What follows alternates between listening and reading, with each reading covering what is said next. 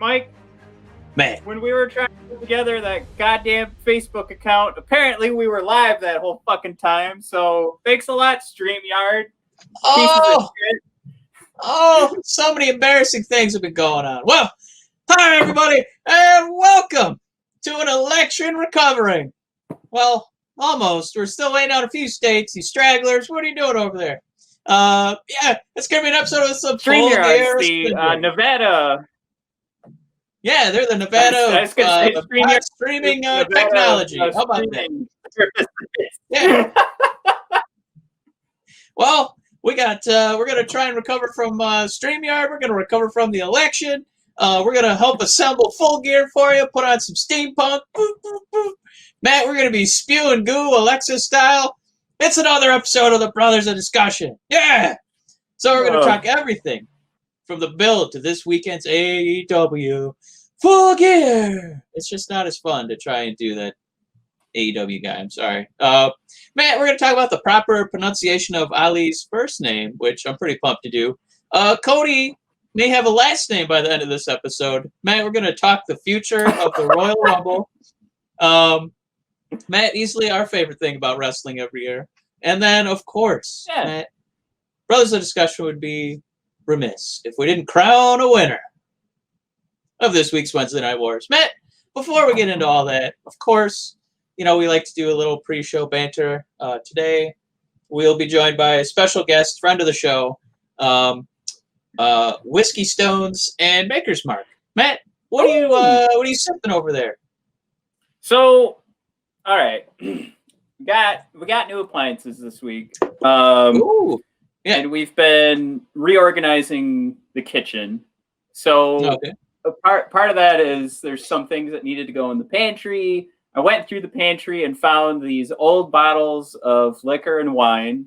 I'm pretty sure the wine has gone. I'm pretty sure the wine's gone bad, so it's more vinegar than anything.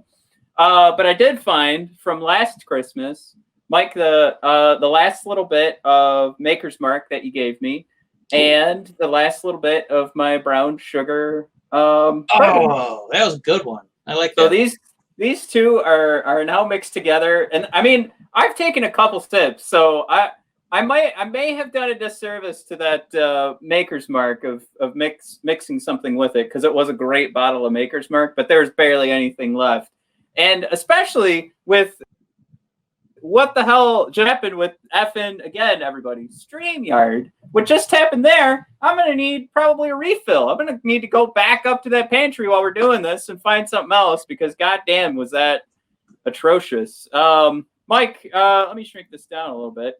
I do want to let everybody know we are still going live with our shop. Let's be transparent. Mike, companies like it when we're transparent, right? Or we like it when companies are transparent with us. Yep. You can't see us. So what? We just got screwed by StreamYard. We also are working with What For Apparel, and I'm you know what? I have no problem doing this, but they've also just decided to list all of our things as out of stock. So I'm in contact with the CEO, and they're not out of stock. So I do have that confirmation. But if you've ordered anything, it has been on hold until this past Tuesday, where I got the CEO to send me the message that he's getting everything sent out himself personally. So the shop is still running. If you have any problems, do not hesitate to contact myself. You can contact us at admin@bodpodcast.com. And I will get it taken care of for you as quickly as possible. But with that being said, I just want you to feel assured that if you are looking for some of the Brothers of Discussion merch, you can still head on over. And like if any problems, you tell me. Tell us at BOD Podcast on Twitter. Find us on Facebook. Let us know. We'll make sure this stuff gets taken care of, because I could not have been more angry that this was going on with our shop. So rest assured, if you did order anything, it's on its way now. Just to continue here, I do want to remind everybody, it's BOD Podcast that got the facelift just a few weeks ago. So if you want to check out everything we're doing.com is brothersofdiscussion.com or bodpodcast.com/pro wrestling. And there you can find all the old episodes. You can find all of our blog hits, including our series of How to Watch Pro Wrestling, which I think today, with what we saw Cody Rhodes say, it's probably a good time to go back and read the removing brand loyalty from the equation. But we also ask you to have fun watching pro wrestling. So you just click on let me show you how it's done. You click on there's the blog right there. And you have fun reading it, and then you go ahead and share it with all your buddies. That's how it's done. That's how reading a blog is done. But yeah, go check it out at bodpodcast.com. And the shop is all over the place too. So if you want to represent the Brothers of Discussion, you've got links on the home, but you can just go right on over to the shop like this. And there's your I Listen to the Brothers of Discussion tee. The Brothers of Discussion t-shirt for ladies. There's I Am a Sister of Discussion. So we've got them all, including our Reddings Rant stuff as well, our merch. So everything Brothers of Discussion is found there. So you just head right on over and check it out. That was pretty long-winded, but I did want to make sure we mentioned the fact that Mike, is the lag still terrible with my speech? I think it just came back right after all the copy. So luckily that we only lost out on the ad copy there. Now we're back in business. All right, cool. I'm not thrilled about that because I've had to go back and StreamYard, you are banging it out of the park right now. I've had to edit down some episodes because I've gone back to listen to them, and then there's like huge chunks in the middle that are just completely gone. So it's you and I going like, and then it's gone. And then we return after like a minute, but all right. So keep me updated on if it's still laggy. I'm done. Anytime you see it, just say, Matt, you're still laggy, and I'll mark it down on.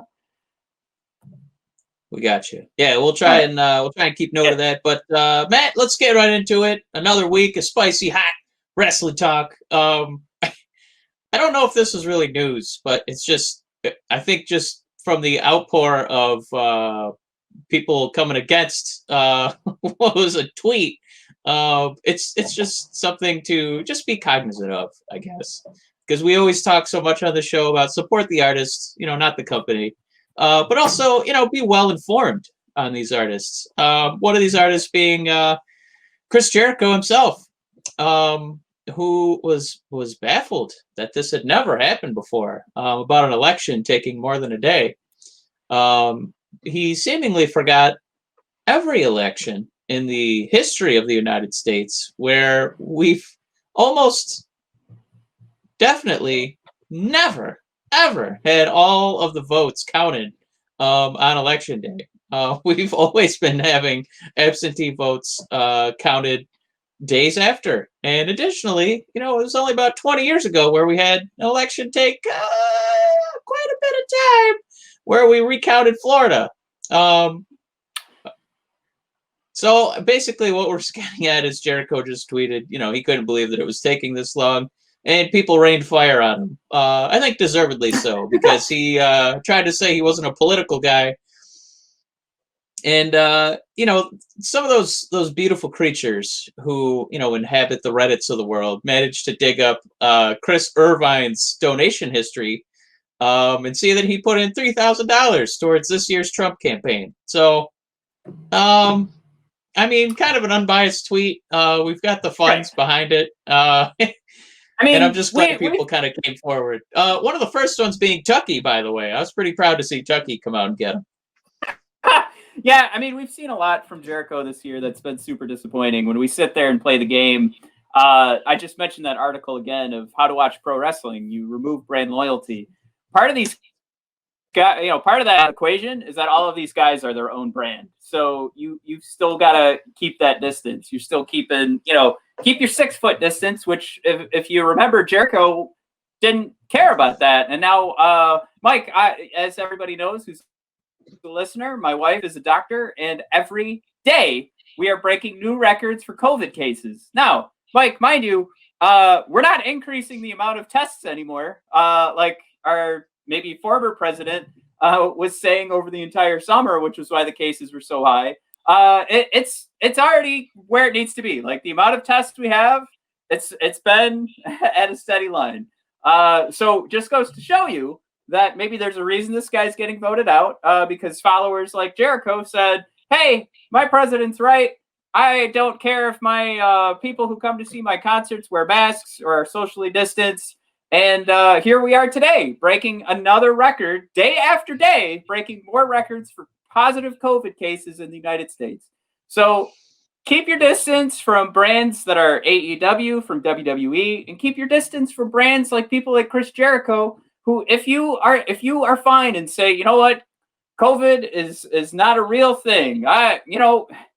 Goddamn, I can't believe I just had to say that. But there's people that are out there that are not scared of this affecting you. You know what? If you're that person, go right ahead, root for Chris Jericho, because that is where his mind is at. I don't care what he's tweeted since, but we've seen what his actions have done. But yeah, just to kind of bring the point together, when you're keeping your distance from brands and trying to stay away from brand loyalty, that means don't let these wrestlers and the brand that they hold as a human being, don't hold too tight of a grip on that. Be ready to let go, because if Chris Jericho has not disappointed you this year in 2020, I don't know why you're still listening to this podcast, because we've been pretty adamant about how we feel about COVID, about the political atmosphere, and now I've been pretty adamant about how I feel about Chris Jericho. Yeah. I mean, it's basically just to get out there that we're not really in bed with those opinions. People like CM Punk came forward and took a more G-rated approach, tweeting pictures of SpongeBob making doughy faces. But people like Lance Storm are talking about, come on, Chris, I made promos about it in 2000 when we were employed together, so I don't know how you forgot about it. But one of the real heroes has been, as far as finding a brand and maybe having a little loyalty to this brand, is probably the one for MVP, who, outside of shutting up Chris Jericho, also managed to call out Ice Cube, who had discussions with Trump and was trying to get Trump to fund some black communities, and Ice Cube was all up in arms. He didn't understand why people were so upset with him. And MVP just basically said, yo, he's giving you an IOU so he can use you as an influence prop. So you're just being a puppet for him. And I don't think MVP's wrong. So, who knows what my opinion's worth, but I'm just letting you know that's what MVP's talking about. So if you're, want to know a little bit more about the man, definitely get to him on Twitter. And to be kind of an antithesis to Jericho, I don't think it gets any more articulate and sharp than the mind of MVP. So I don't know if we want to linger on this too much more, but just something to put out there. Yeah. Do you want to jump into? You brought up Thunderdome being guaranteed through February, meaning no fans during Royal Rumble season. So, Mike, your ideas for more crowd involvement or countdowns? That's what they're talking about. I don't have them yet. I might have to hot tag you into this one, Matt. But yeah, they're saying that they're guaranteed there will not be the usual fan participation, which over the years the Royal Rumble, I think, has gotten pretty close in terms of popularity for in comparison to SummerSlam and WrestleMania. To the point where Royal Rumble is getting booked at larger and larger stadiums, and it's because it's so popular and people love, being a part of the countdown. For all 30, 60 participants now that we have, the women get their own Royal Rumble, and that's not something that's possible right now with COVID. And there's discussions, there's whispers, there's talks about they want to do something special, but I can't imagine what it could possibly be, because I don't think that they want to have people necessarily. I know AEW is starting to have gaggles of people kind of sprinkled around a giant stadium, and it's to the point where the noise is definitely a little muted because you can't get that full crowd together. It's a little bit like a bingo hall crowd. But I don't think WWE wants that visual of a sparsely filled arena. And I don't know if they want to just keep pumping in the sound from the loudspeakers. So I don't know what the hell the plan is going to be. I honestly have no idea. The only thing I could think of is I just started watching Watchmen, the television show on HBO, and then there's these pods you can go into to talk to Dr. Manhattan. I know we've had the visual, but maybe WWE will start having pop-up pods so we can call in, at the end of January and let our voices be heard. I don't know what the hell they have planned, Matt. You're the blogger on our team. Yeah. What the hell could they possibly do to get that involvement? To get crowd involvement, well, they can't organize anything like you said, countdown wise. Like you can't have like fans do the countdown or anything like that. Like there's no way you're gonna get that to work because you can't even ask fans to like cheer during the Thunderdome without one, people not doing it, people falling asleep is number two, and number three, people complaining about it on Twitter because I don't feel like chanting. So what if they don't feel like counting down? So from a production standpoint, you can't really ask for like cooperation from a group of people that are just going to sign in through social media. So you said that they're planning on doing something interesting is like the word, is the scuttlebutt. So I wonder if that means they're doing something interesting for the match, or is it really they're doing something interesting for the fans? Because I think at this point we've settled on what can work with the fans. They'll just be in attendance in the Thunderdome, and we'll just continue to move on. But from a match perspective, I think there's some opportunity to get closer to something like what happened with the Money in the Bank. Like, why can't we do something completely different from what the Royal Rumble usually is? You have these opportunities with Money in the Bank to tell this, very different, but you talk about an in-ring story. It's just now we're an in-building story kind of thing. Like we're just kind of changing that equation of what pro wrestling has to be or should be, and you just get to insert some new elements. So maybe the Royal Rumble is tossing people off of the top of the WWE headquarters, just like Rey Mysterio was tossed off for the Money in the Bank. But I mean, I honestly, like, I didn't see Money in the Bank coming. I didn't see, like, let's do a full building. And I think it was because I limited, like, what is possible in my head. But again, if it's from the perspective of, like, a match, let's record Raw and SmackDown a few weeks ahead of time. Let's have everybody quarantined for 2 weeks. And let's do 60 people. Let's do 60. Let's have 60 people quarantined. Have them, quarantine away from their families. Tell them this is going to be amazing.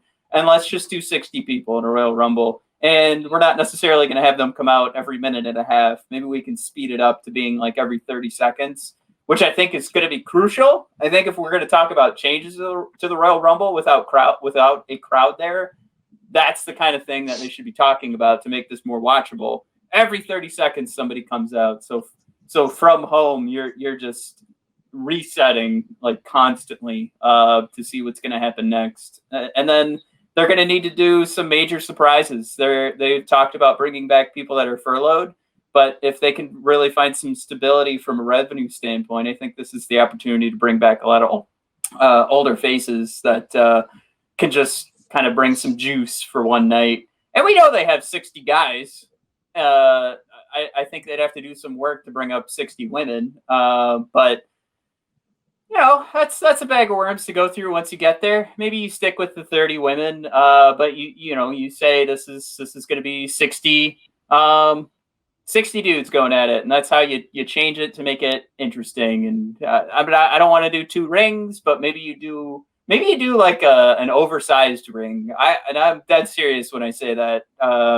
Now we're getting into the weeds of like Impact Wrestling and how the 6-sided ring, there were guys that complained about it and like the logistics of landing on that hurt a little bit differently. But I think you could do like an oversized ring and like throw 30 guys in there from the start and shoot. Then you've got weeks of content that you could build through Raw and SmackDown that are like, all right, if you win this match, you get to be one of the 30 guys that comes in after. And if you lose, you're one of the 30 guys that starts. And you have somebody that's really popular lose on a roll up, and they've got to start in that 30-man scrum. I mean, think about that. Like that's right off the top of the old noggin. We haven't gotten any comments yet or questions, but I'd love to hear anybody who's watching right now, like what would be the craziest thing you would want to see with the Royal Rumble? I'm saying 60 guys in the Rumble, 30 start in an oversized ring, and then once that starts to be whittled down, you start adding guys every 30 seconds. Boom. That is something I want to watch. And you don't have to put too big of an asterisk on it when you're talking about like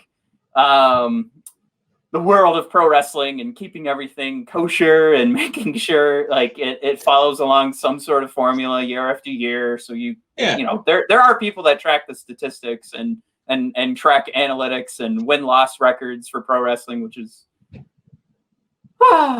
just silly, but here we are. Yeah. I don't know. They could play around with the number of guys, like you said. They could play around with the size of the ring.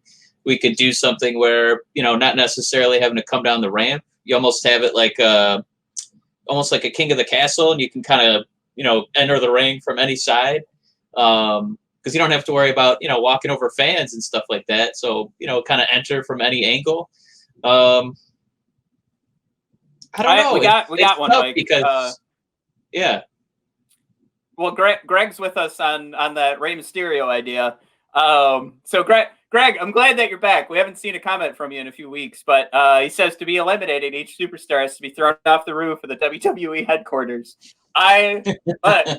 Like that was that you missed us bringing that up a minute ago, but I'm glad that now it's almost like we're doing a tally now. So Greg is tally number 1 for that idea. Let's toss, honestly, we could let's do Velveteen Dream. Let's actually toss him off the roof of the building and accidentally lose him. But sorry, I don't want Dream to die. But I mean, this is something where we're I think with that, I think you get a lot of buy-in from the audience because I think it is going to be something we can come up with, and we want it. I think that's what I'm trying to say. Like, since Greg's here, he thought of it without even seeing what we were just talking about a second ago. I think that turns into something where the fans are going to want to see something like this go down. They want to see if we can make it work with the Money in the Bank, we can make it work with the Royal Rumble. Yeah, I mean, one thing that WWE really showed us one of their strengths is kind of working that camera. So, it's tough because last year was one of the best booked Royal Rumbles ever. With Brock opening up, and eliminating every single person, including former, WWE champions, and then we do a kickback to his very brief storyline with Ricochet, and that ultimately leads to his demise against Drew McIntyre, and then the greatest year of McIntyre's career. So I think, as far as the, bells and whistles go on this coming Royal Rumble's, presentation, we could get creative with the camera angles, maybe shoot something more like Undertaker versus AJ at WrestleMania. But I think ultimately it's just what kind of story do they want to tell? And is it going to involve Edge winning? Well, so that he can ultimately fight Randy Orton for that belt at WrestleMania. Are we okay watching Randy Orton from now till April? I mean, Randy's okay, Mike. We've gone back and forth. Like, we've been super on board with Randy. We've been pretty bored with Randy at times. But I think if they do it right, I don't know, if you could trust anybody to get it done, it's a guy with as much experience. And I mean, he's got the bloodline. We know that he can go in the ring. That's never been a question. the question has always been, how exhausted are you of Randy Orton right now? So the second you give him the title, you turn that meter back on, and it starts to. So he does have, I would say, a pretty short leash for how long you can let him hold on to the title. But I think we're both in agreement. I'm going to say it that if he gets to Mania with the title and he's facing Edge, who just won the Rumble, I mean, Edge is going to take that title and run with it for a while. Yeah, I mean, I think what they're going to do this year is they're really going to try and pull out all the stops. If you can't get a good story, at least try to get, your biggest stars in there. So, WWE got to do that last year with Brock, with Edge. And this year, knowing who the champions are, knowing as these guys get longer in the tooth, how much longer of a shelf life they have left, this could be a year, Matt, where The Rock returns to fight the Tribal Chief. So, I don't know if I need that in my wrestling life. I still want the Fiend, to conquer, but I don't think that the Royal Rumble is like a Fiend event, If I think he just, because he tells stories on his own without needing the winning of that match. As much as I love him, I don't think that they're going to book him to do that. Can you hear me? Yeah. Can you hear me? Okay. Yeah. I tried to interrupt you a couple of times and you kept going. I just kept going. I'm a train. If this is when they can have fans back at WrestleMania, they absolutely should book The Rock. If it isn't, they got to hold on to that because that is going to be huge, and they don't want to waste that at a WrestleMania with no fans. All right. I do want to throw, before we move on, Greg gets the last comment on this Royal Rumble conversation. Mike, the Royal Rumble, but the floor is lava. So the winner is either going to be we're losing you, Benjamin, Cody, or so somebody nibbles winning that Royal Rumble. That's going to be a fun one. All right, Mike, moving on. Cody has a last name again because WWE finally dropped the copyright. Yeah. The WWE is not going to file for the trademark again of the Rhodes name. So Cody can have it back. I mean, kind of a funny story to talk about. It's weird because that was one of the things that you held on to as somebody who's excited for a new wrestling product, and you saw Cody coming in there. And you saw that the WWE would renew a trademark on a human being's name, so they couldn't use it on television, which is just asinine to me. But now you're past that point where you still hate the WWE for doing it. It's still a horrible, crappy move. But now at least, the only thing we get to move on with now is that Cody can at least call himself Cody Rhodes. I don't think there's any redeeming factor to this for the WWE. So that's it for my end. I don't know if you feel like WWE has redeemed themselves. I hope not.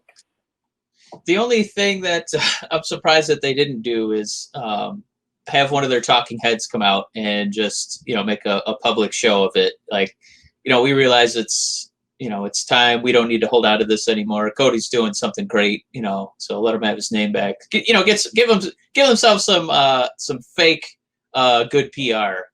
Instead, they just kind of quietly dropped it, and the news wasn't even on the episodic version of Dynamite. It was right before the dark matches hit. So there's just no fanfare on either side. No, Cody, bragging that he's back as Rhodes, and no WWE patting themselves on the back Ciampa style that they just stopped paying for the trademark. But it kind of a little bit different, Matt, as far as names go. The leader of Retribution, Mustafa Ali. Very important, as it should be, that you pronounce his name correctly. It's not unlike with old Uncle Joe, who might be our new president here in a few months in January. His running mate Kamala. It's not any other pronunciation. There's one way to say it. It's not Mustafa Ali, as Mustafa was quick to correct Charlie. He wants his name pronounced correctly, and I think that's kind of something that we championed Jinder Mahal for. That kind of mentality where it's okay to let people embrace something that connects to their heritage, and not have to butcher Right. it, like we did with Batista, and he's Bautista, and we had to change it to Batista, so it's easier for certain tongues to pronounce it, as we'll just leave it at that. But as you and I, we grew up in Dearborn, which is like the highest concentration of Arab Americans in all of the United States. We're pretty accustomed to hearing the name and pronouncing it, and so we kind of get a leg up on some folks, but it's disrespectful to not take it seriously, not pronounce it correctly. So I'm glad that we talk about baby steps with these companies, Matt. As molassesy they could be with their updating, and being a little bit more progressive. At least they gave him a podium to make this statement.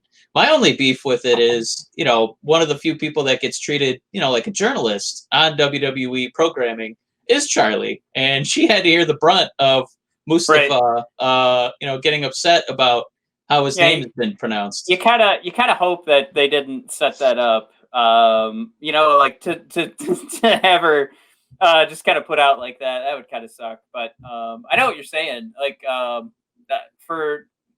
we're always trying to build trust, right? And anybody that they're trying to hire or put out there as a journalist, as a broadcaster, and for them to kind of let her be fed to the wolves like that was kind of weird. If it was she was set the up sacrificial that way. lamb for sure. Yeah. If that was his choice to do it at that time, that is perfect. But I think we can all agree that there's that element of everything being staged. Even including the CM Punk pipe bomb. We find out, years later was staged. It was something where they said, with smirks, yeah, go out there, Punk, and say whatever.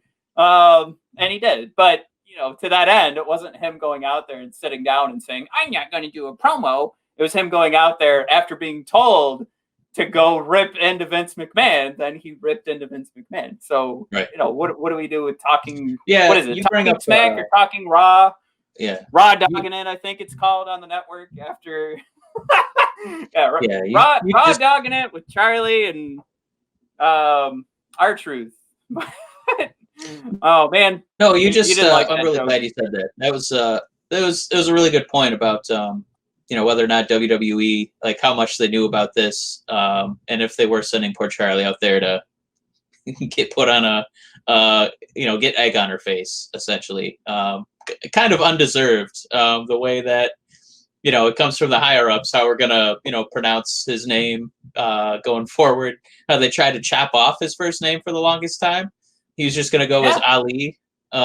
So I'm glad that he's getting an opportunity to, have a full identity again. It's important. So and there's I'm glad Greg actually has the what do you call that when you put the little dash above your vowels and whatnot. Yeah, can you see that? Yeah. I can't.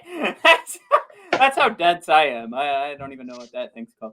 Okay, so I don't know if anybody could tell, but I've been trying not to say Mustafa, just so I don't get egg on my face. All right, but moving on. So we brought up the one side of it that Charlie ends up being fed to the wolves. Maybe a lack of respect being shown to the female journalists from the WWE's perspective. But from AEW's perspective, one of my favorite wrestling journalists, Kristen Ashley, who I've been following on Twitter, she's got Bell to Bells. I highly recommend you guys check that out. It's actually women covering pro wrestling, and it's a really cool name to call it Bell to Bells. So in reference to like a Southern Belle kind of idea there, instead of it just being ringing a bell. But you can find her at Kristen Ashley, ASHLY. So she got an opportunity to talk to Cody Rhodes. She asked about the lack of story for Nyla Rose. I think is something we've the whole women's division outside of Britt Baker. I absolutely, yeah, we have some questions about that. Yeah. This applies to the entire division. This isn't strictly just this match, but it's good that she still threw this out there. So between Nyla Rose and Hikarushida, what's going on with this lack of story? Cody says, "I'm not personally disappointed on this decision. He understands fans are conditioned to expect stories in wrestling, but AEW will not rely on them. Hopes fans won't be disappointed with the match itself." Now, look, this is Cody could definitely run for office. He is totally deflecting. He's trying to change the idea of us being disappointed in a lack of story into, like, why would he even mention, I hope they're not disappointed in the match? We know that those two ladies can go. Why bring that up? It's such a punch in the jaw, like kind of, like when you're arguing with somebody that you just met at Starbucks and they start trying to twist your argument so that you look like an a-hole, and you're like, yeah, I never said that. I didn't say any of that. That's totally what he did here. And I would have done a little fact checking and sat down and watched this past week's episode of Dynamite with him because all we did was see vignettes from Darby Allin. Exactly. We saw vignettes from Pac. We saw Kingston and Moxley have like a 10-minute promo. We saw Cody Rhodes have a promo. We saw the Young Bucks have a promo. We saw FTR have a promo. We saw Chris Jericho have a promo. We saw MJF have a promo. We saw Miro have a promo. And we saw the women outsource their promos to Vicky Guerrero. So there you go. I mean, you can't see anything else here but just a complete, he's, I don't know if you want to say lie, actually. I was going to say he's lying. This really is him, like, having a planned answer and trying to make you, like, look inwardly and go, or look inward and say to yourself, like, oh, shoot. Yeah, it is all about the wrestling. No, it's not. We're not talking about UFC. We're talking about pro wrestling, okay? There's story in it. I'm sorry, everybody. There absolutely is. If you go see an indie show, the main event starts like in the first 10 minutes that you're there, because you see some sort of promo to let you know this guy's the piece of garbage and this is the good guy. And then you see them later in the night because they're starting to book what the main event's going to be. That happens at the indie shows too, guys. So don't tell me this is. Taz also had a promo for Brian Cage. So as you were. No, I mean, it all just continues to add up. And my point too, when I tweeted back to Kristen here was, I said, this is where Cody's head's at. Like, stories aren't important. Now get out of the way because I've got a 10-minute segment where I yell at Darby Allin. Like, who is he trying to kid? Like, I think that's where I'm trying to come to. This is the final point. Like, what does he really think he's getting out of this by trying to dodge this question? I think he hit a point where it was just week after week saying, yes, we will do better. We're listening to you guys. And now Cody is starting to see that that's not getting anywhere because they really aren't giving this division the time it deserves. And I don't know any other way. I don't know any other way to cut it, Mike, at this point. I mean, we just celebrated the 1-year anniversary of, the Cody and the Funky Bunch just making money because they decided to go on their own. And, honestly, I'm going to come back to that remove brand loyalty blog. Here I am. Mike, trust our brand. Go to BODpodcast.com. Kenny Omega and Hangman also got promos. I don't know if I mentioned those. Continues. Yeah. But yeah, there goes my joke. Anyway, I'm glad you did that. But yeah, like our blog of removing brand loyalty, like what you're starting to see is the corporate side of AEW start to show its face. I think is my point here, and you know, I don't think. You can either just go ahead and start saying like, no, Cody's right. I believe in Cody, and maybe eventually it'll change. Or you've got to just continue to fight the system, and maybe you go to WWE for women's wrestling, and you go to AEW for everything else. But you know, if that, I don't know how else to cut this idea, because I think it's just something where now twice in this episode I've said I might be done with Chris Jericho, and you know, I'm getting there with Cody because that was a horrible answer to somebody's legitimate question. And especially for somebody that I follow on Twitter that I enjoy her work, I was pretty disappointed that was the kind of response that he would throw back at her. Right. Almost a lack of respect for her as a journalist as well. I mean, week to week, we see the same thing. It's almost like clockwork with every Wednesday. It's a 2-hour program.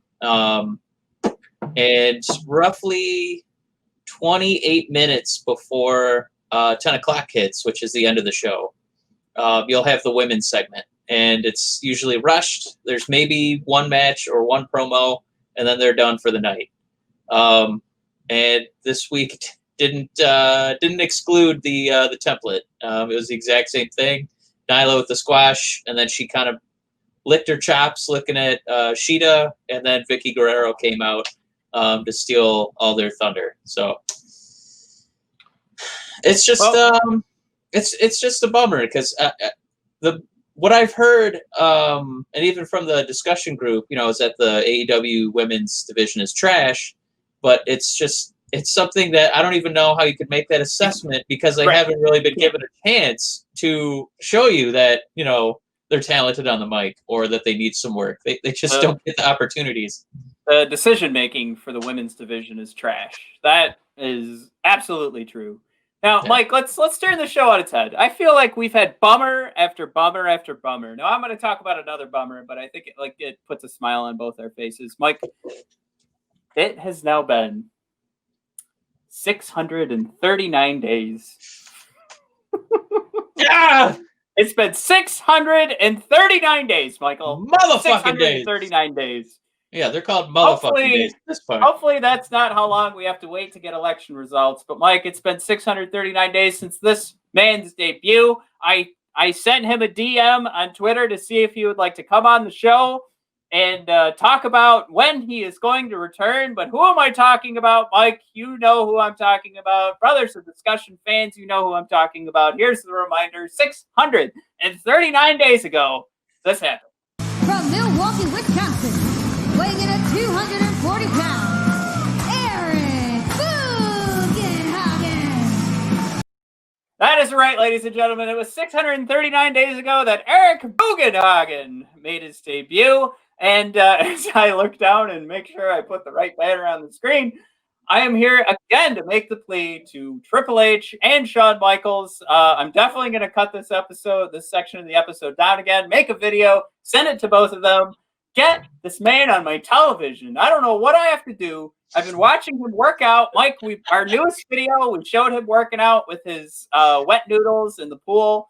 Yeah. What else do we need to do to beg and plead to get this guy back on our TV? I don't know. I think what we're also going to do is we might create a Twitter burner account called Wet Noodle and see if Eric Bugenhagen will respond to those DMs because we want to talk to this man, tell him our appreciation, and figure out when he's going to be entertaining us on a weekly basis because he's awesome. Brothers of Discussion faithful, please, when we share that video, please like it and retweet it because we need Bugenhagen to see it. We need Triple H to see it. Even though Shawn Michaels has us blocked, we need him to see it too, God damn it. Maybe we'll reach out to Michael Lincolnbottom. I don't know. We'll find a way out there. Well, you know, Mike, you know he's a member of NXT, or at least if he ever came back, that's what he'd be doing. So I think now is as good a time as any since we have more AEW to talk. But let's jump into the Wednesday Night Wars. Yeah. All right, Mike, we are we're in it. We're in the Wednesday Night Wars. I think this is a go-home show, right? This is going into Full Gear for AEW. Yeah. This was a... Let's start to come down from the NXT TakeOver high. We're in the middle. We're going to start building into War Games. And I don't remember seeing a single mention of it besides the fact that Pat McAfee made an appearance. So it's actually pronounced War Games. Ah, right.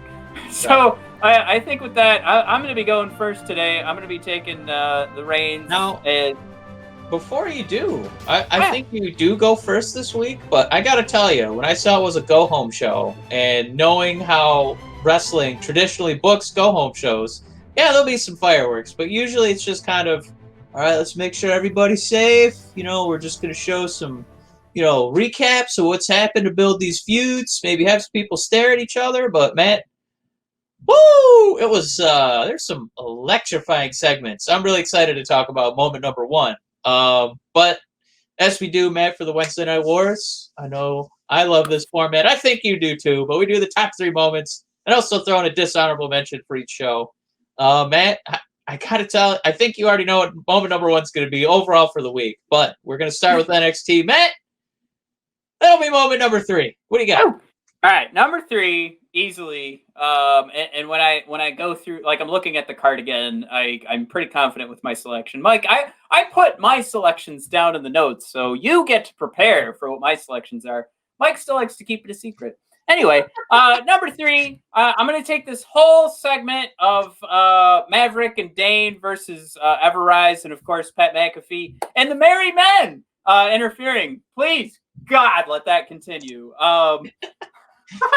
I love that Bad News Barrett threw that out there. I think part of why that worked so well for me was because of his accent and saying Pat McAfee and his Merry Men just sounded so great.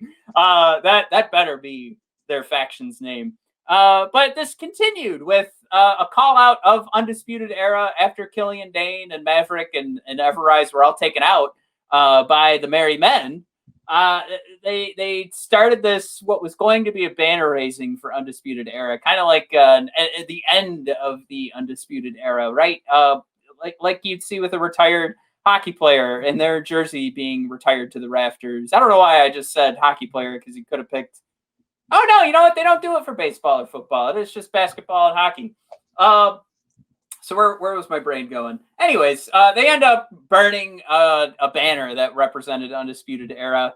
But Mike, I gotta say, this is my number 3, not my number 1. I saw that you commented on the NXT notes that this was another A+ from Pat McAfee. I don't want to put it that high because I am so done. I am so done with the super loud boos during heel promos. Because it just gets in the way and it doesn't make sense. And I think if you were watching a real show, people would listen to what Pat McAfee had to say. And what do I want to say? I mean, not just his volume, but I mean, it was his speech patterns and tones really brought down. Like it would have been a quiet mood. It would have been something where everybody was leaning in. It wouldn't have just been this constant barrage of boos. So that for me is what brings it down. And I really hope that it's something that they pull back on, because it sounds just ridiculous. And it took me out of the promo.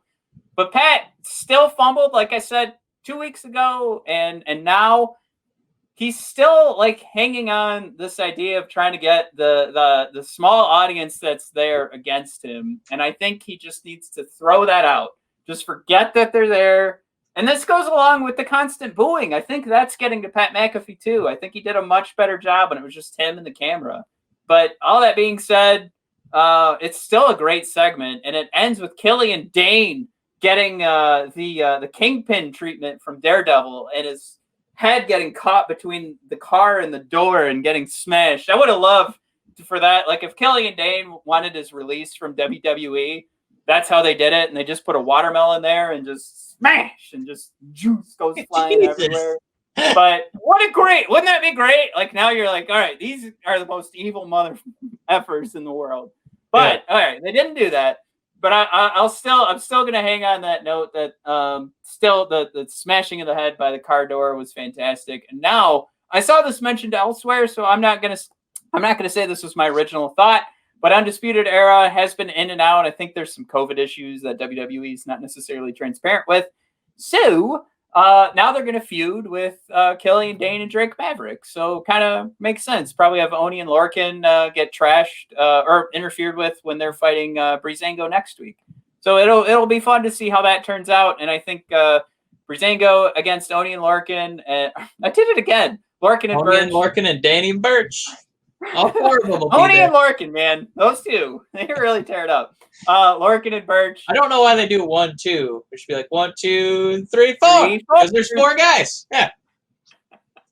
I shouldn't have addressed it since we already have that as like a part of our show. Anyway, great segment, number 3, but I think I've got number 2 and number 1 are going to beat it. Nothing like putting 10 minutes into moment number 3. And we move on to AEW here, man. Moment number 3. It's something I could have made the case to myself that it could have been moment number 2, but it wasn't quite at that level for me. But it made the list, Matthew. It was Miro defeating Trent in battle. I was a little nervous when Miro debuted. He came out in a puffy white T-shirt. He's kind of toiling in the low to mid card, but he's getting fireworks in his entrance. So whenever you have fireworks, there's a pretty good chance that they see something in you. He looked extra motivated, like he just watched all 7 times in a row that his beloved wife had been mashed through a table by Nia Jax, because he looked especially energetic in this one-on-one match.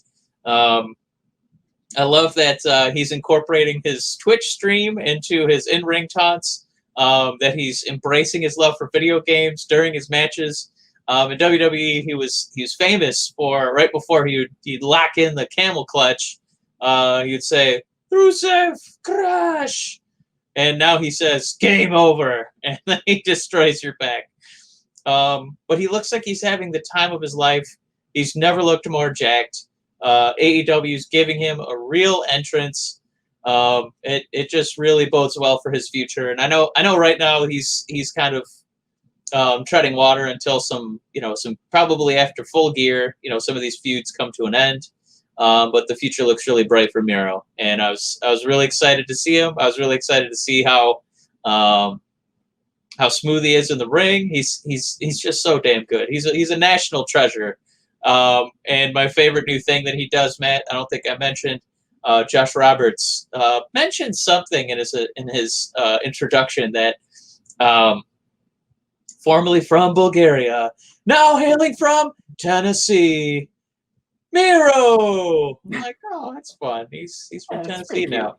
Yeah. Well, Matt, that's just moment number 3 from AEW. We're gonna move on to moment number 2 from next exerted turd NXT wrestling. Matt, moment number 2. What do you got for us? All right, I will go much quicker than the 10 minutes I took, but it's Dakota Kai taking out Ember Moon. I thought this was a great decision. Raquel gets involved, so it would have made all the sense in the world for Ember Moon to go over Dakota Kai. It kind of seems like they want to push her. But this is where like that idea of like 50-50 booking or getting someone else involved just to make sure there's more story. Oh, Mike, how about story involved in the women's division? How about that? Isn't that interesting? Is that weird? I don't know if the fans really appreciate that. I think they just like a good match. They just want to see 2 women in the ring. They don't care about story. Anyway, I like the story in the women's division. Yeah. Maybe I'm the only one. Hit us up in the chat if you are along with me for the ride for putting story in the women's division. Anywhoozles, I do like that this means it's going to continue this fight between Ember Moon and Dakota Kai, and you just say team kick here, so Raquel is probably going to get involved as well. We saw Raquel do that awesome job against Rhea Ripley, so now you kind of want to see her against everyone.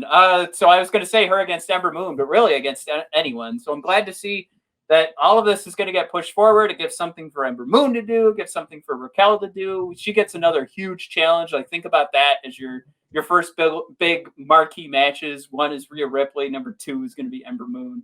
Super excited for that. Good outcome. Mike, take it away. I went a lot quicker that time. Number 2 for AEW. it really is a stacked women's division over there. Oh my God, Ember, Rhea, and Tony. Not to mention everybody else. Tony.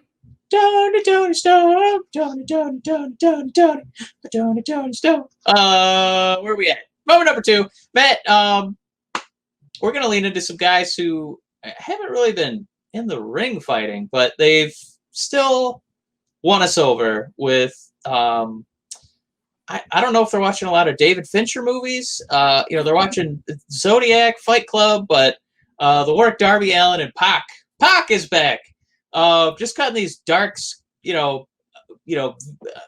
kind of vignette-y, monologue-y promos, by themselves out in the woods, isolated in a COVID-like basement for Pac, and Pac is just all about this new thing where the world is rotten, and he wants to do something about it. He's already got the Falcon Arrow. He's already jacked.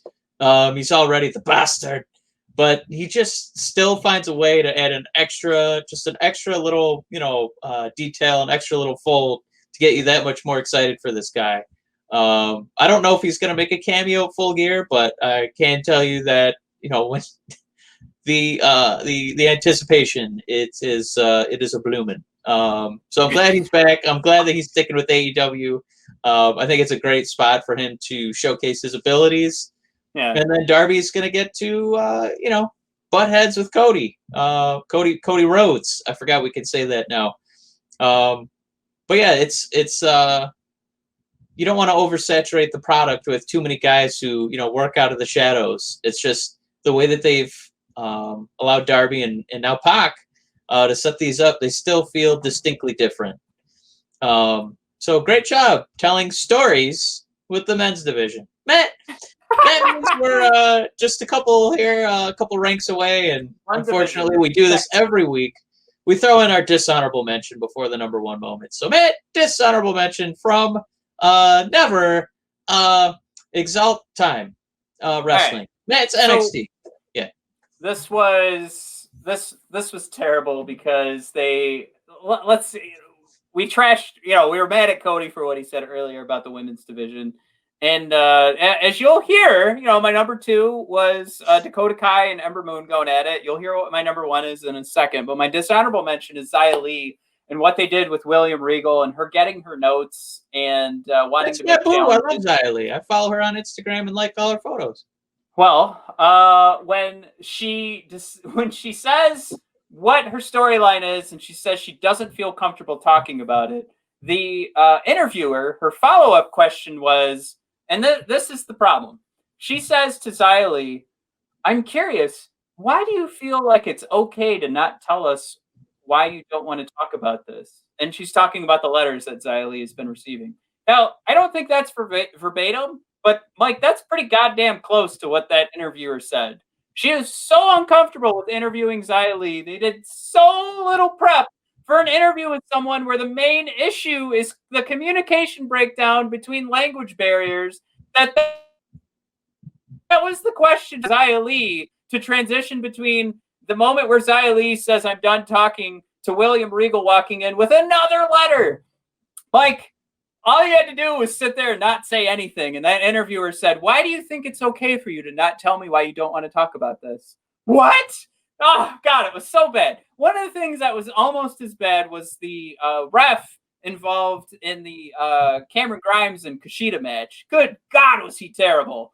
That could have been my dishonorable mention, but this was the absolute worst thing I've seen in a between the match segment, between matches segment, like behind the curtain. You can do another take. Why it was so bad, I have no idea. But yeah, that's my dishonorable mention. You look confused. Do you understand? Like, did I explain that well enough? I guess I'm just heartbroken. I'm crestfallen. Xia Li, baffled. As soon as she gets a real T-shirt and a gimmick, I'm gonna be all over that. I think she's delightful, and I just wish they understood, what kind of asset they have, and that it doesn't feel like they do. And it really did look like they didn't prepare the interviewer, so I'm not doing my own research to say who the interviewer was. But honestly, I'm not here to call her out. I think it really is whoever produced that segment.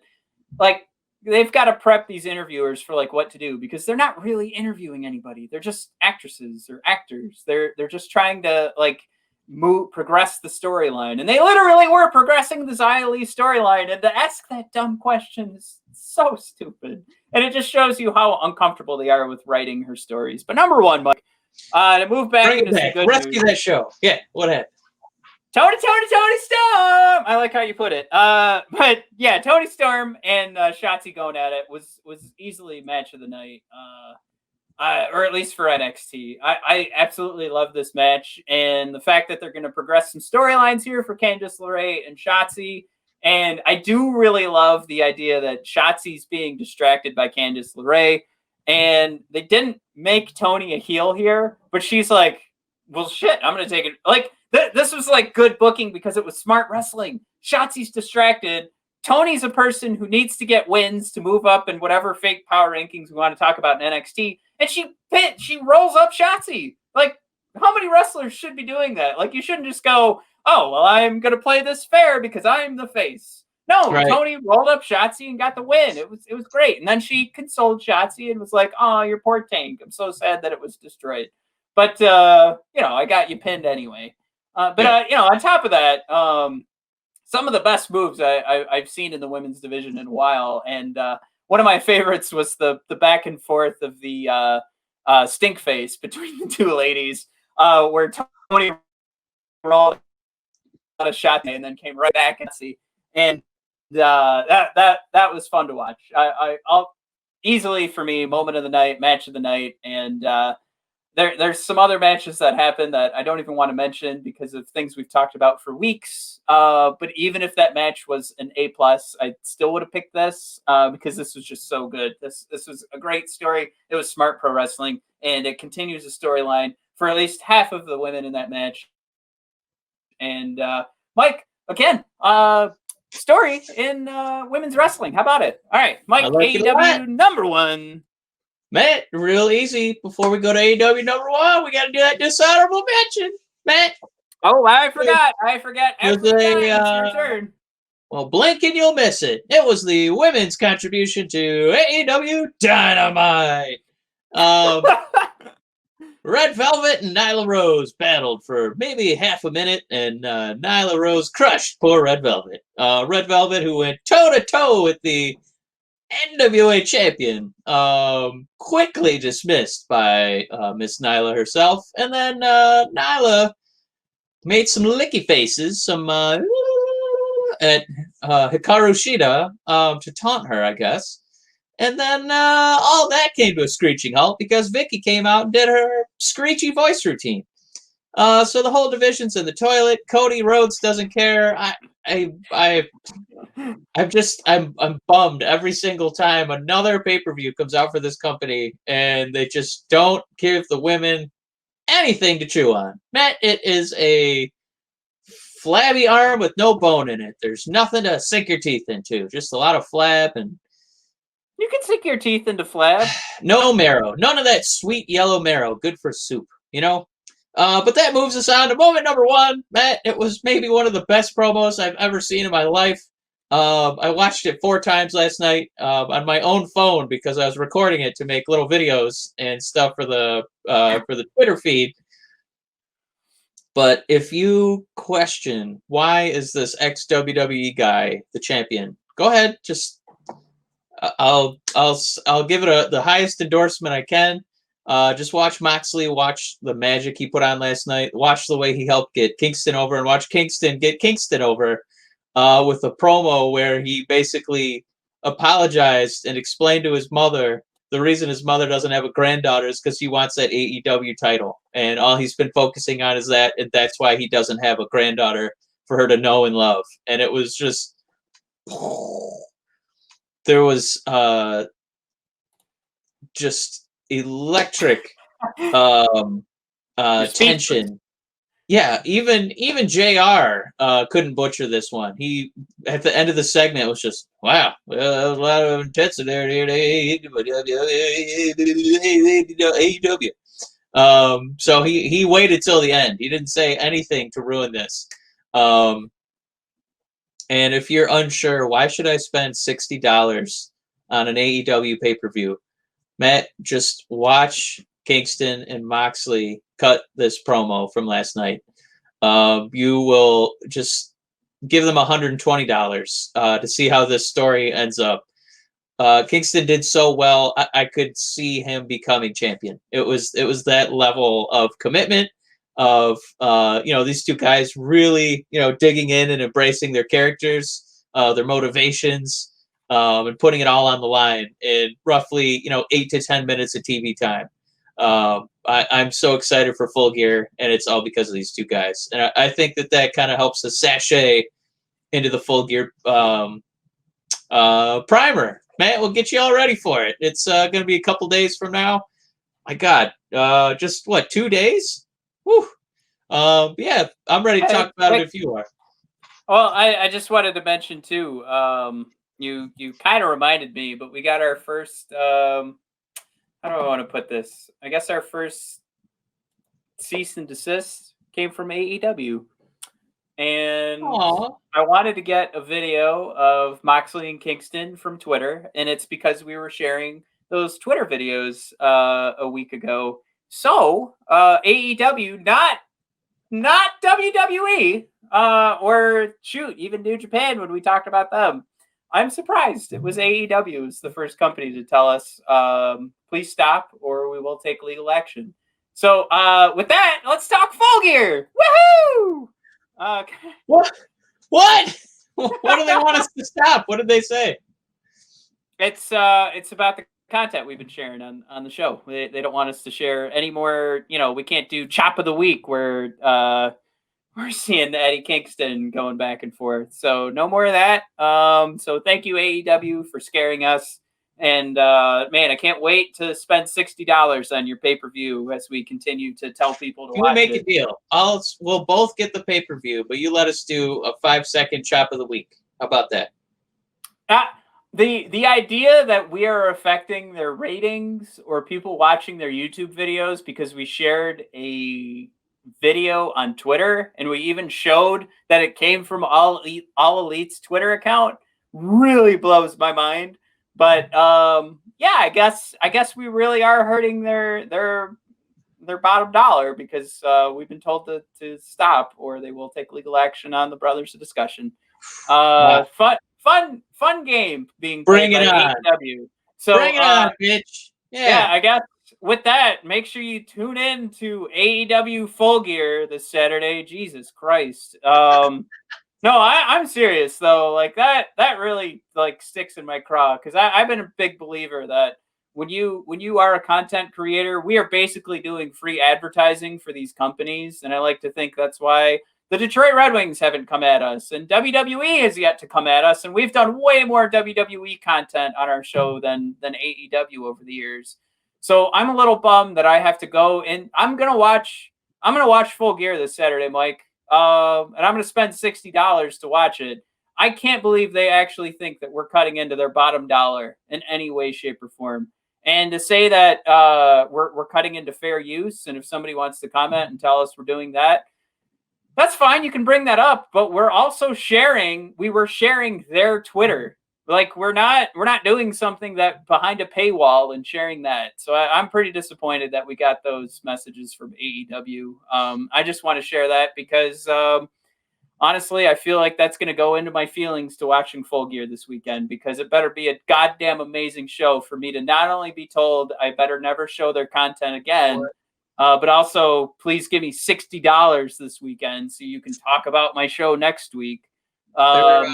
Well, all the wrestlers are going to mail it in this Saturday just to spite me. Just to spite me. Anyways, Mike, yeah. Now AEW Full Gear. I'm so excited. Woo! All right, so Brent Rodriguez did say he didn't watch AEW because of the clip we shared, and he said he was good after he saw that clip. So it is true. We did hurt their ratings. So thanks, Brent, for mentioning that. Now, now Cody Rhodes is like, see, we got to kill the brotherhood discussion and make sure we don't tell storylines for women's wrestling. And we got to hire Brent Rodriguez for our wrestling podcast. All right, Mike. How do you take the lead here? Because you're our AEW correspondent. Oh, it's real easy, Matt. If a man is fighting, it's got a pretty good story in it. So pretty easy to do there, Matt. We got some title matches. We got Moxley Kingston, which I mentioned. You're gonna have Omega versus Hangman. Another storyline there. That's gonna be for the #1 contendership.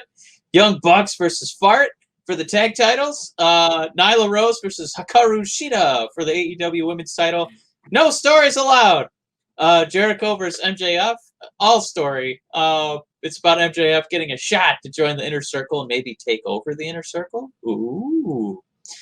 Cody Rhodes versus Darby. I always want to call them Arby's. All the meats. They're going to fight for the TNT meat. And then you got Matt Hardy versus Sammy Guevara in an deletion match.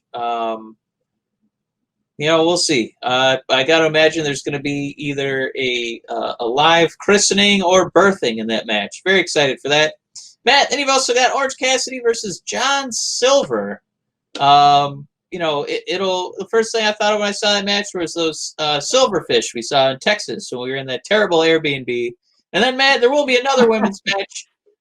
Sans storyline, of course, for the NWA Championship. It'll be the defending champion Serena Deeb versus Matt, somebody we were 5 feet away from at a bowling alley wrestling show. Miss Allison Kay is going to be on AEW. Pretty excited for that.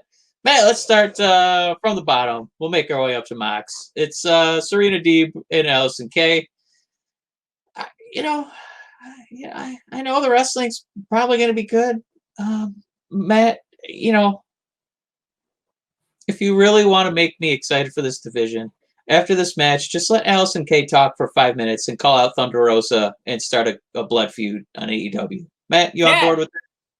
Absolutely. They're on Twitter kind of chirping at each other, so I'm excited. And like you said, too, Allison has the Detroit roots, so that'll be maybe she'll join. Maybe she'll come on and we can chat with Allison. That would be awesome. But yeah, we've seen her in indie shows. We've seen her on our televisions as well with her quick stints in Impact. So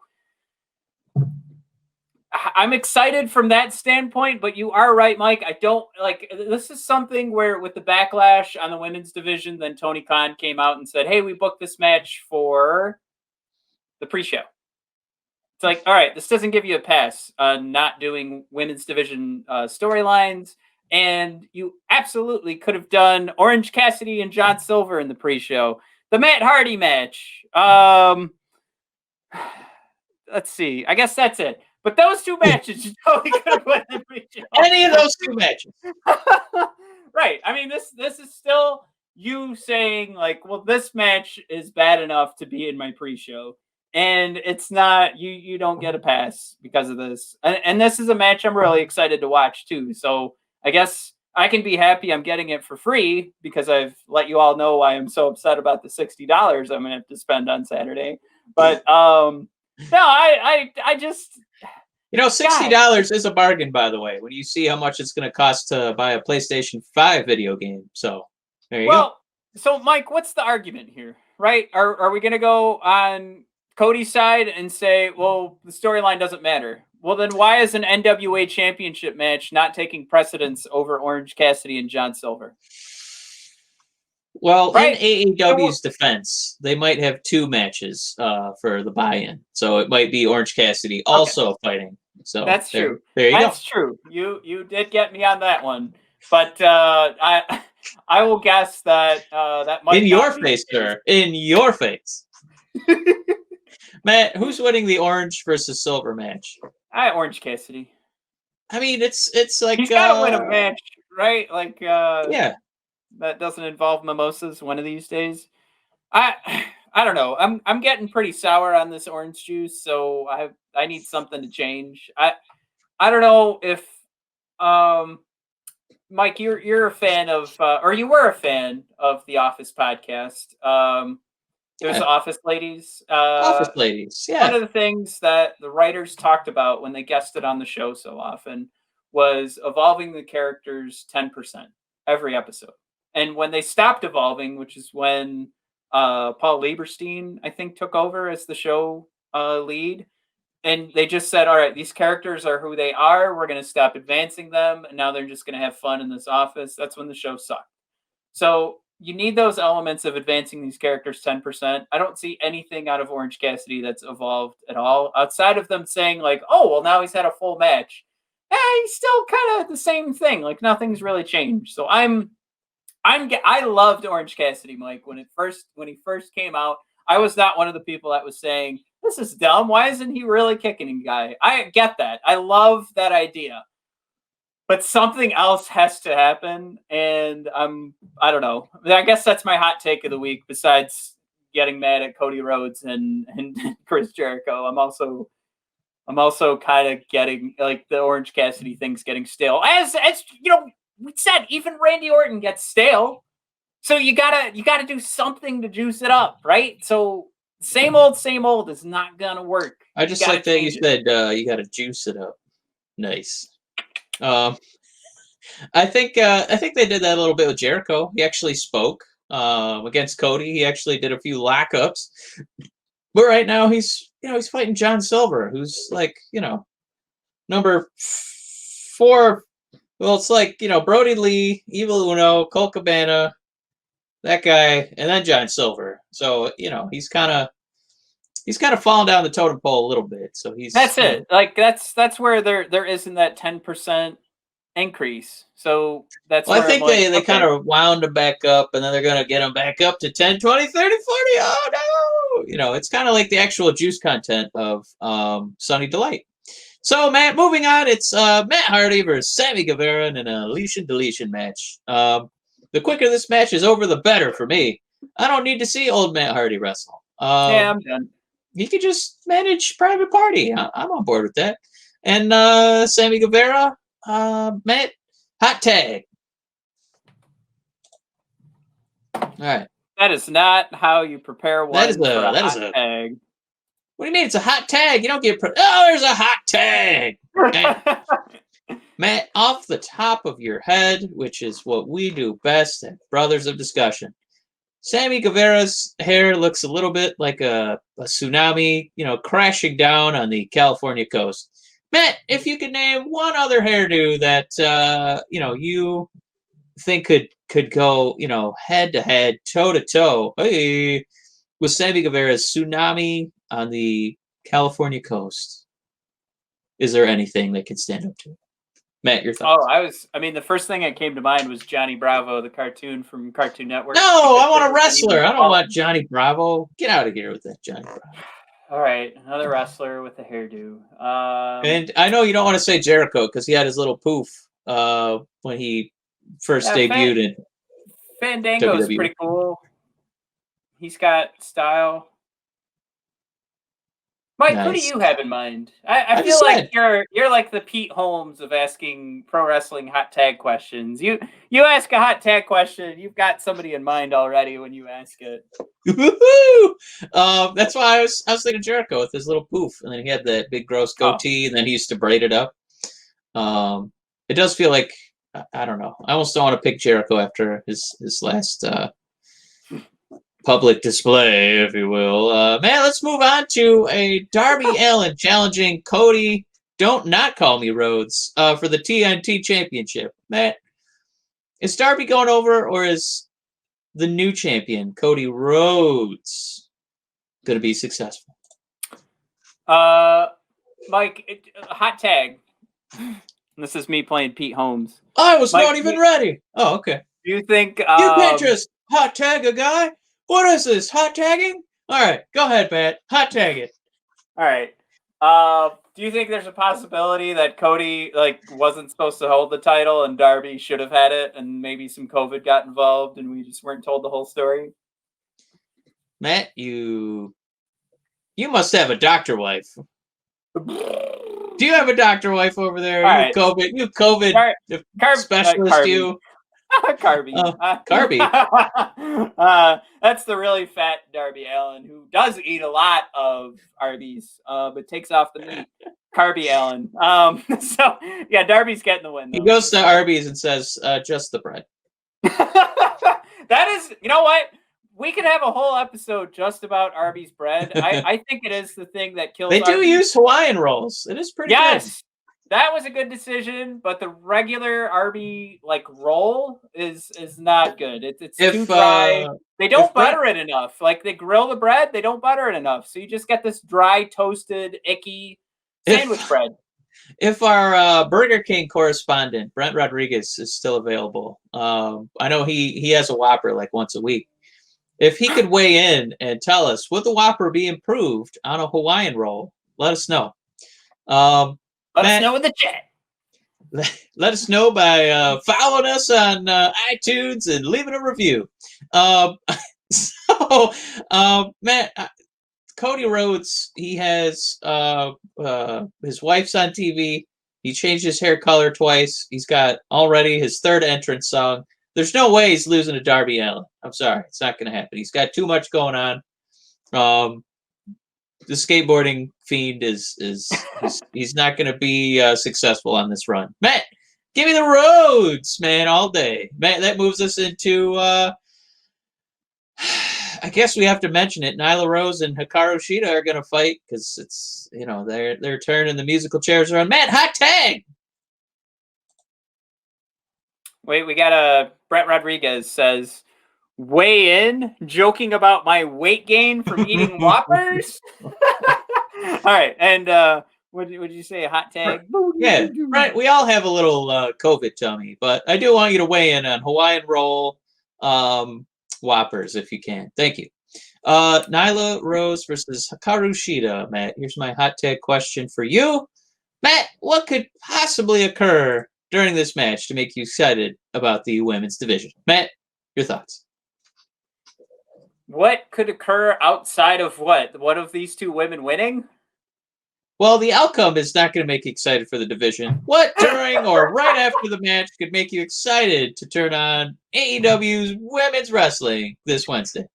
AJ Lee comes in and attacks Hikarushida, and after she wins, and then they go on to feud for quite a while.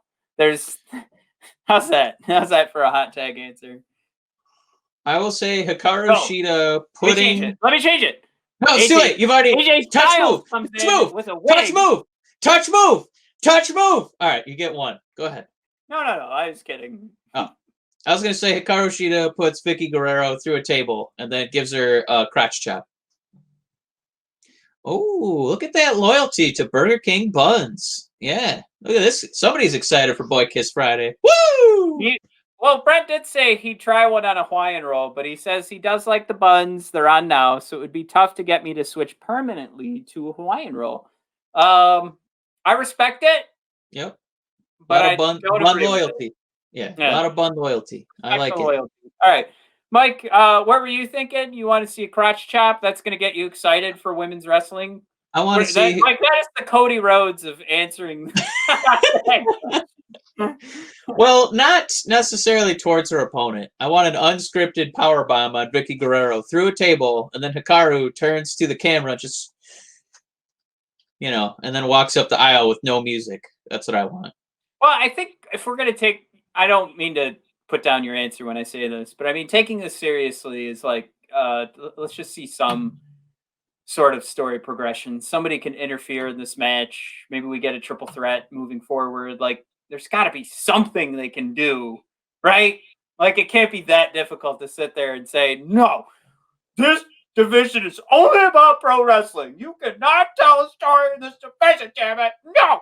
So there's got to be something they can do. Right. And that was my impression of Cody in creative. Like, he's really going to push that answer that he... Oh, come on. All right, let's move on to the next one.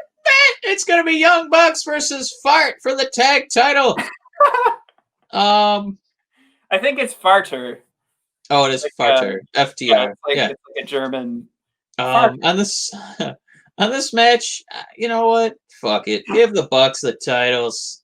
You know, they're a couple of young up and comers. Give them. When are they gonna get a chance? Well, Meltzer is reporting there's some legit injuries on the Young Bucks. And if they do lose, they don't get another shot at the titles. So there was that, like, of course the Young Bucks are going to win. But now that there's a legit injury mixed in, are they still going to do it and then have the Young Bucks drop the titles? Huh? I don't know. Are we going to see Private Party come in their stead? I don't know.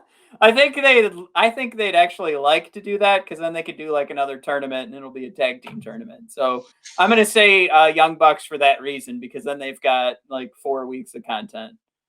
I think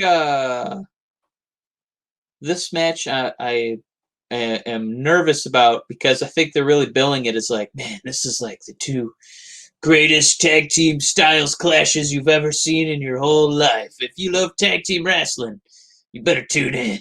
And I'm just, I don't know. Matt, what was your favorite FTR match? Off the top of your head, it's okay to not have one. But I just feel like we saw some really good ones when they were still in NXT. Shoot, I have to pick. I can't pick NXT because that's what I was going to do. Yeah, you can pick NXT. Absolutely DIY. Yeah, that was really good. And American Alpha and the Revival. Good name drop. That American Alpha match. All right, so here's the thing. I am currently writing top 10 best NXT tag champions, so I've just watched that match. Oh, you were ready for this question. God damn it. That's not a hot tag. I literally just finished. And everybody tune in to see where the now AEW tag champions fall on the list of greatest NXT tag champions. You might have to scroll pretty far down the list. All right. But today's a big day for me, by the way. I'm learning I might have a lazy eye. I don't know. I keep looking at myself. It's the cameras. I always think like my eyes look like this. But, yeah, it does look like that. Yeah. Maybe we both have lazy eyes because we're brothers. Matt, speaking of lazy eyes, Kenny Omega is gonna fight the Hangman, who he's always drinking a couple. He's got a lazy, I don't know, a lazy ding dong if you drink that many. So Matt, this is a feud where they were former tag team champions. Now they're gonna battle each other to see who gets to fight Kingston or Moxley after Full Gear. Does that make you feel better? Let me see. Your Ricky Gervais impression? Yeah.